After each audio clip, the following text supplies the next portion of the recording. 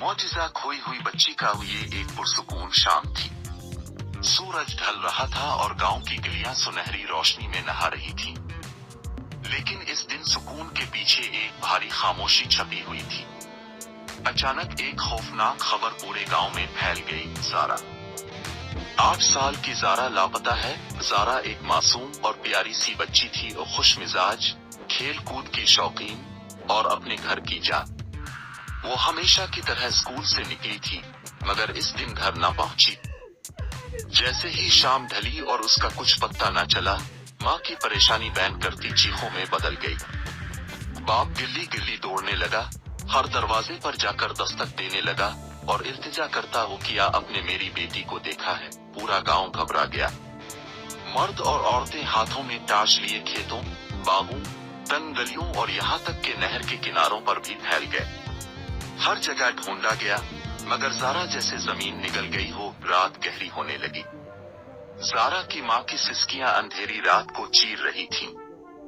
इसके बाप ने आसमान की तरफ नजरें उठाकर बेबसी से दुआ की।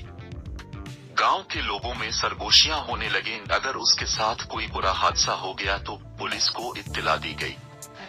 जल्द ही शक एक अजनबी पर गया जो दोपहर को स्कूल के पास देखा गया था। वो गांव का नहीं था, मगर कई लोगों ने इसे पहले भी बच्चों को दूर से घूरते देखा था। पुलिस ने इसे पकड़ लिया और तफ्तीश शुरू की। वो बार बार इनकार करता रहा, मगर उसकी आंखें कुछ और कह रही थीं।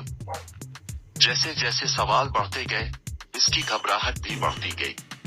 आखिरकार उसका ज़ब्त टूट गया। आंखों से आंसू बह निकले और उसने हिचकिचाते हुए कहा, मैंने इसे नुकसान नहीं पहुंचाया।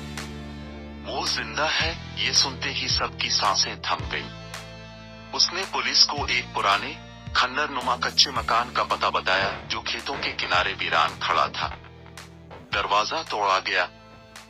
अंदर घुप अंधेरा था और फिर कोने से एक धीमी सिसकी की आवाज आई। टार्च की रोशनी ने एक मंजर दिखाया। वो ज़ारा थी, जिंदा। वो कांप रही थी, सहमी हुई थी, मगर सलामत थी। जैसे ही इसने माँ को देखा, दौड़कर उसके गिले से लिपट गई। माँ जमीन पर गिर गई और अपनी बच्ची को सीने से लगाकर बार बार उसके चेहरे को बोसे देने लगी। आंसू में भीगी हुई। बाहर गांव वाले खुशी से रो पड़े। कुछ ने तालियां बजाई, कुछ ने दुआ नून की। बाप ने बेटी को बाहों में उठा लिया। इसकी आवाज जज्बात से लरज रही थी। मेरी बच्ची वापस आ गई। अल्लाह रहम करने वाला है। इस रात गांव ने एक सबक सीखा जो कभी ना भूलेगा। अंधेरी घड़ी कितनी ही काली क्यों ना हो, उम्मीद को कभी नहीं छोड़ना चाहिए, क्योंकि हर अंधेरे के बाद रोशनी जरूर लौटती है।